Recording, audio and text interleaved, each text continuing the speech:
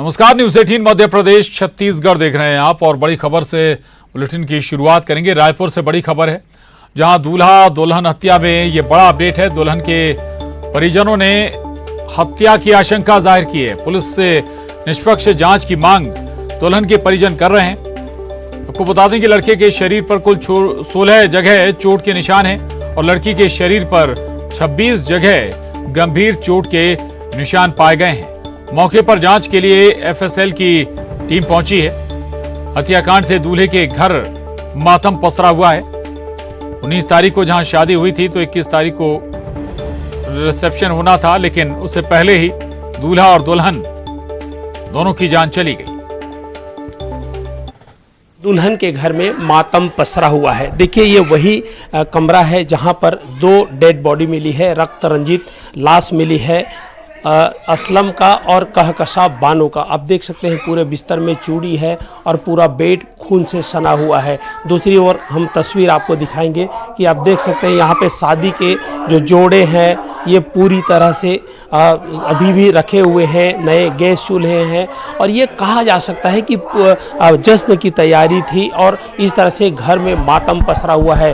परिजनों का रो रो कर बुरा हाल है। और आप देखिए, कोई ये भी कभी सपने में नहीं सोच सकता था कि जश्न है और वो मातम में तब्दील हो जाएगा। हालात ऐसे हैं कि परिजनों का रो रो कर बुरा हाल है और पूरे मामले की जांच है वो पुलिस कर रही है और परिजन है वो आशंका व्यक्त कर रहे हैं कि कहीं ये हत्या तो नहीं है, दोनों की हत्या तो नहीं कर दी है। फिलहाल पुलिस पूरे मामले की जांच है कर रही है। आप देख लीजिए, ये नया जो अलमारी है, तमाम चीज़ है और ये ड्रेसिंग है। तो ये कहा जा सकता है कि पूरी तैयारियां की गई थी जश्न को लेकर के। और यहाँ का जो घटना स्थल है, जो वारदात स्थल है, वो चीख चीख कर कह रहा है। और देखिए किस तरह से जो पूरा ब्लड है वो लगा हुआ है और परिजन रो रो कर बुरा हाल है। तो ये दिन भगवान किसी को न दिखाए और जिस तरह से जो स्थितियां बनी हुई है, जिस तरह से जो सिचुएशन बना हुआ है वो काफ़ी दर्दनाक सिचुएशन है। पुलिस पूरे मामले की जांच कर रही है। दूल्हा और दुल्हन दोनों का 100 पीएम के लिए भेजा गया है। कैमरा पर्सन राजेंद्र चौधरी के साथ युगल तिवारी, न्यूज रायपुर छत्तीसगढ़।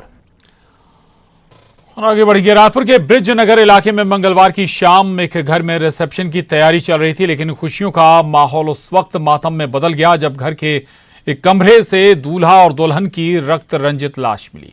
अचानक ऐसा क्या हुआ था कि 2 दिन पहले लव मैरिज होने के बाद दूल्हे ने दुल्हन की जान लेकर खुद भी जान दे दी। रिसेप्शन से पहले दुल्हन की मर्डर मिस्ट्री की पड़ताल करती ये रिपोर्ट देखिए। 2 दिन पहले लव मैरिज, रिसेप्शन से पहले दूल्हा दुल्हन की मिली लाश, कमरे से ब्यूटिशियन बाहर, दुल्हन का मर्डर, बिस्तर पर खून से लथपथ दुल्हन, फर्श पर लहूलुहान दूल्हा, 2 चाकू, 2 लाश, बंद कमरे का खौफनाक राज। रिसेप्शन से पहले दुल्हन की मर्डर मिस्ट्री, किसने ली दूल्हे की जान, 2 दिल 1 जान, किसने किया कुर्बान, निकाह से पहले खूनी खेल, 2 दिन की दुल्हन। दोनों ने एक दूसरे का थामा हाथ, वादा किया ताउम्र साथ निभाएंगे। ये मोहब्बत की दास्तां है, जिस मोहब्बत को मुकाम मिला।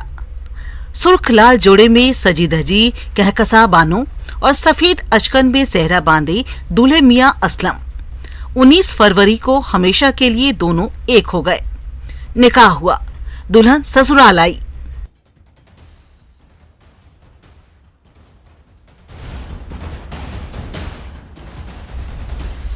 रायपुर के ब्रिजनगर की जरा ये तस्वीर देखिए। शामियाना सजा है, रोशनी से ये इलाका दुल्हन की तरह सज गया। 21 फरवरी को कहकशा और असलम का रिसेप्शन था। दूल्हा दुल्हन तैयार हो रहे थे, मेहमान भी आने लगे थे। ब्यूटिशियन कमरे में दुल्हन को तैयार कर रही थी। बस उसके बाद जो हुआ वो दिल दहला देने वाला है। दूल्हे असलम ने ब्यूटिशियन को कमरे से बाहर निकाला, कमरा बंद किया और उसके बाद सुनाई दी दुल्हन की चीखें। खुशियों वाले घर में कोई कुछ समझ नहीं पाया। चीखने की आवाज सुन दूल्हे की मां आई, दरवाजा खटखटाया, लेकिन बंद कमरे से सिर्फ चीखने चिल्लाने की आवाजें आ रही थी। फिर ये आवाजें आना भी बंद हो गई। घर वालों ने खिड़की का पर्दा हटाया, खिड़की को तोड़ा तो अंदर का खौफनाक मंजर देख सबके होश फाख्ता हो गए। कमरे में थी दुल्हा दुल्हन की लाश।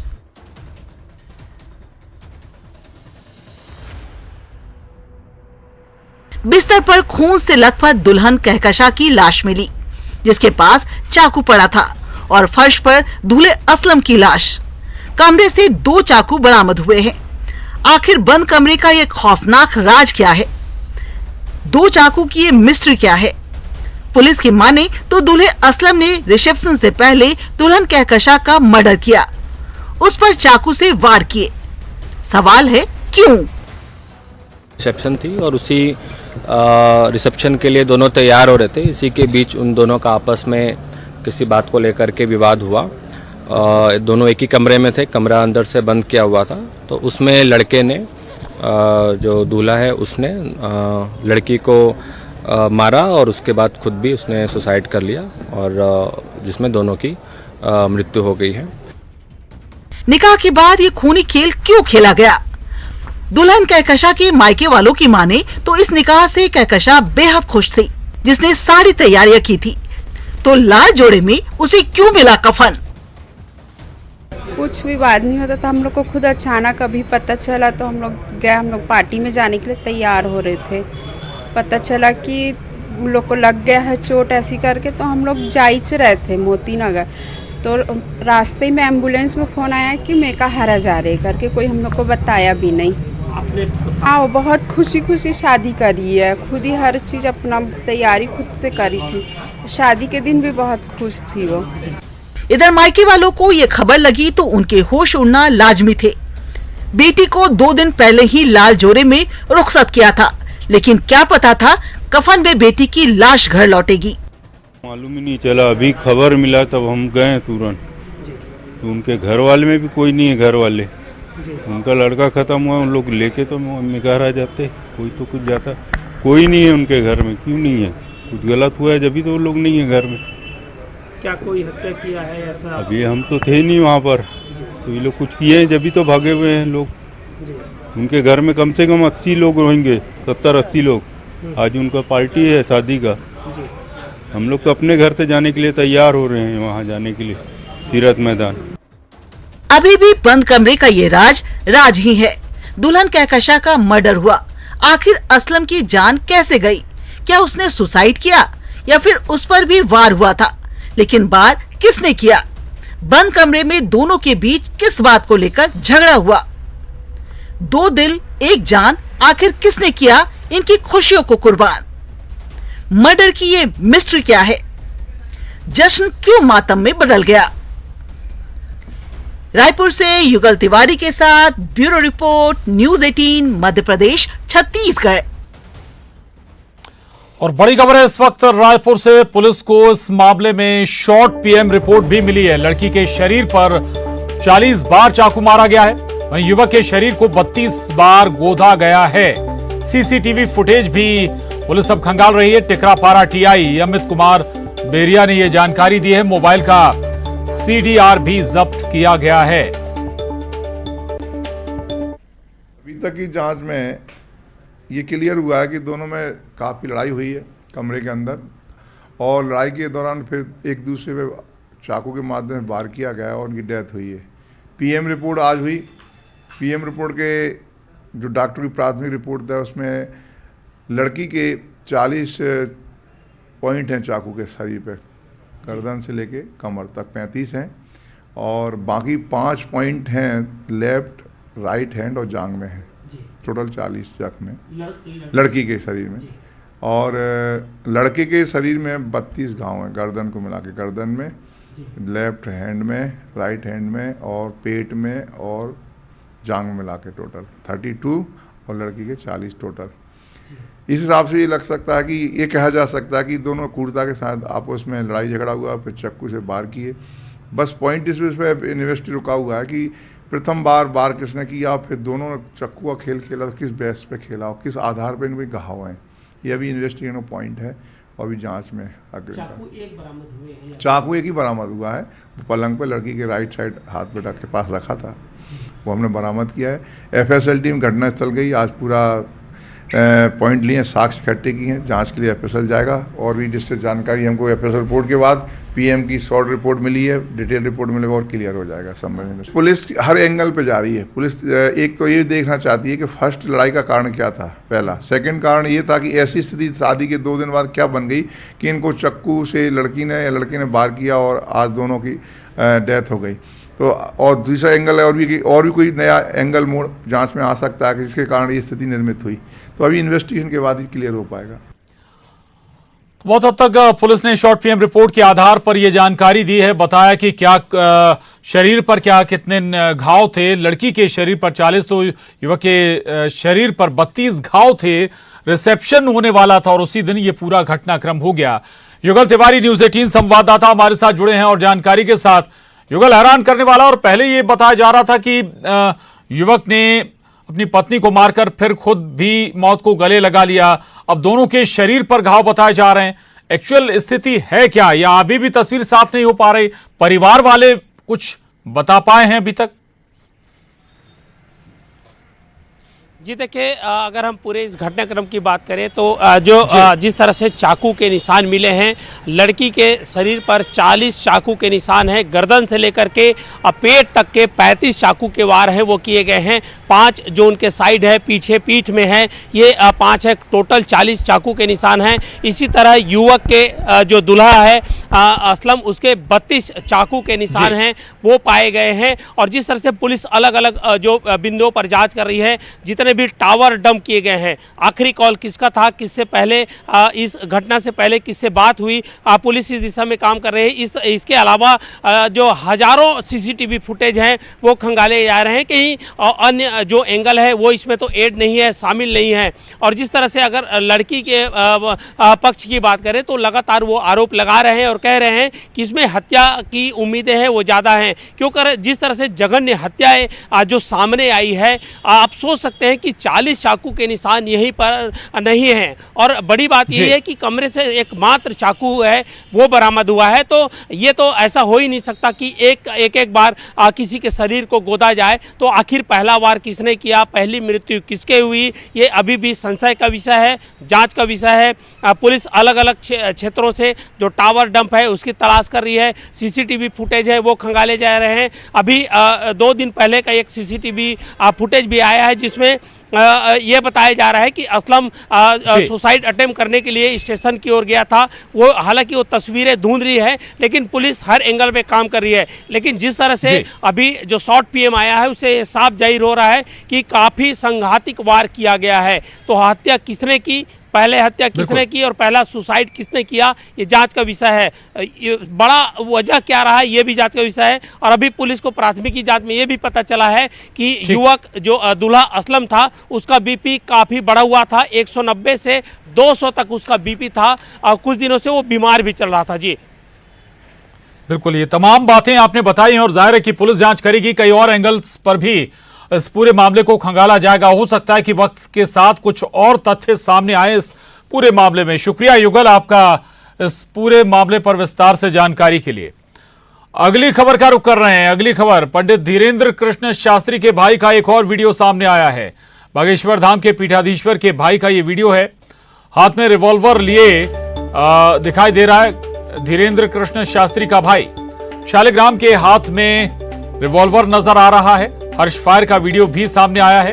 शालिग्राम का पहले भी एक वीडियो सामने आया था। शालिग्राम के खिलाफ थाने में एफआईआर भी दर्ज है और न्यूज़ 18 इस वीडियो की पुष्टि नहीं करता है। तो ये बड़ी खबर है। धीरेन्द्र कृष्ण शास्त्री के भाई का एक और वीडियो सामने आया है। बागेश्वर धाम के पीठाधीश्वर के भाई का ये वीडियो बताया जा रहा है। न्यूज़ 18 हालांकि इस वीडियो की पुष्टि नहीं करता है। हाथ में रिवॉल्वर लिए धीरेन्द्र शास्त्री का भाई दिखाई दे रहा है। शालिग्राम के हाथ में ये रिवॉल्वर नजर आ रही है। हर्ष फायर करता हुआ भी शालिग्राम नजर आ रहा है और शालिग्राम का पहले भी एक वीडियो इससे पहले सामने आया था। शालिग्राम के खिलाफ थाने में एफआईआर भी दर्ज है।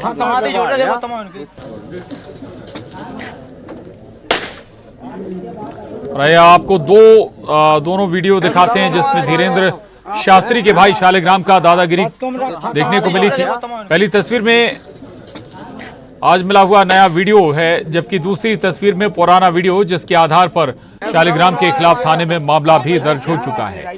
तो दो तस्वीरें देखिए आप। ये नया वीडियो भी सामने आया है जिसमें शालिग्राम हर्ष फायर करता हुआ नजर आ रहा है। ये पंडित धीरेन्द्र कृष्ण शास्त्री का भाई है शालिग्राम गर्ग, जिसका ये वीडियो सामने आया है।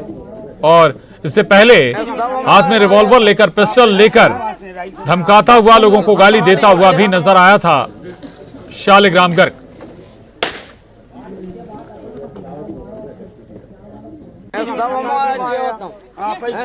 और बागेश्वर धाम के महाराज की सफाई भी आई है शालिग्राम गर्ग मामले में। उन्होंने सफाई दी है कि कानून अपना काम करेगा, हम गलत के साथ नहीं हैं, हर विषय को मेरे साथ ना जोड़ा जाए, ये कहा है पंडित धीरेन्द्र कृष्ण शास्त्री ने। तो बागेश्वर धाम के महाराज की सफाई भी आई है, शालिग्राम गर्ग के मामले में सफाई आई है। उनका कहना है कि कानून अपना काम करेगा और हम गलत के साथ नहीं हैं, हर विषय को मेरे साथ ना जोड़ा जाए। सोशल मीडिया के द्वारा शालिग्राम जी का एक विषय हमारे संज्ञान में आया है। देखो, हम गलत के साथ नहीं हैं, कानून निष्पक्षता और पारदर्शिता की गहराई से इसकी जांच करें। हम कतई गलत के साथ नहीं हैं और हर विषय को हमसे ना जोड़ा जाए। हम अपने मार्ग में सनातन हिंदुत्व और श्री बागेश्वर बालाजी की सेवा में अनवरत लगे हुए हैं, इसलिए कृपा करके हर विषय को हमसे ना जोड़ा जाए। इस देश में संविधान है और जो करेगा सो भरेगा। हम सब और न्यूज 18 संवाददाता भोपाल से अनुराग श्रीवास्तव हमारे साथ जुड़े हैं। अनुराग, जो पहला मामला आया था धमकाने वाला, वो बागेश्वर धाम का ही बताया जाता था। हालांकि दूसरा वीडियो भी आया है हर्ष फायर करता हुआ शालिग्राम गर्ग का, ये भाई बताए जाते हैं पंडित धीरेन्द्र कृष्ण शास्त्री के। तो जब रिश्ता भी है और धाम भी है, जगह भी है, तो फिर चीजें तो जुड़ेंगी ना। बिल्कुल साफ तौर पर देखिए, बागेश्वर सरकार भले ही इस बात को कह रहे हो कि यदि कोई गलत काम करेगा तो उसके खिलाफ कार्रवाई होना चाहिए, हर चीज को उनके साथ नहीं जोड़ना चाहिए। लेकिन सवाल बिल्कुल इसी बात को लेकर उठेगा कि जब बागेश्वर धाम का ये वीडियो है और फिर एक नया वीडियो निकलकर सामने आ रहा है जिसमें वो फायर करते हुए नजर आ रहे हैं, तो साफ तौर पर रिश्ता बिल्कुल जुड़ेगा। और ये सवाल भी उठेगा कि यदि पंडित धीरेन्द्र शास्त्री एक तरफ जहां लोगों को धर्म का पाठ पढ़ा रहे हैं, वहीं वो दूसरी तरफ उनके भाई आखिर इस तरीके की दबंगाई क्यों दिखा रहे हैं। एक मामले में तो शालिग्राम के खिलाफ मामला भी दर्ज किया जा चुका है, ST/SC एक्ट के तहत मामला दर्ज हुआ है, लेकिन एक और वीडियो वायरल होने के बाद अब ये सवाल जरूर खड़ा हुआ है कि क्या इसी प्रवृत्ति के हैं पंडित धीरेन्द्र शास्त्री के भाई शालिग्राम, क्या उन पर नकेल नहीं कसना चाहिए, क्या उनको नहीं रोकना चाहिए। तमाम तरह के सवाल अब उठकर जरूर खड़े हो रहे हैं प्रशांत। बिल्कुल बिल्कुल, तो कानूनी कार्रवाई, हालांकि पंडित जी कह भी रहे हैं, महाराज कह भी रहे हैं कि भाई जो जैसा करेगा वैसा भरेगा। बहुत शुक्रिया अनुराग आपका जानकारी के लिए। बुलेटिन में बस इतना ही।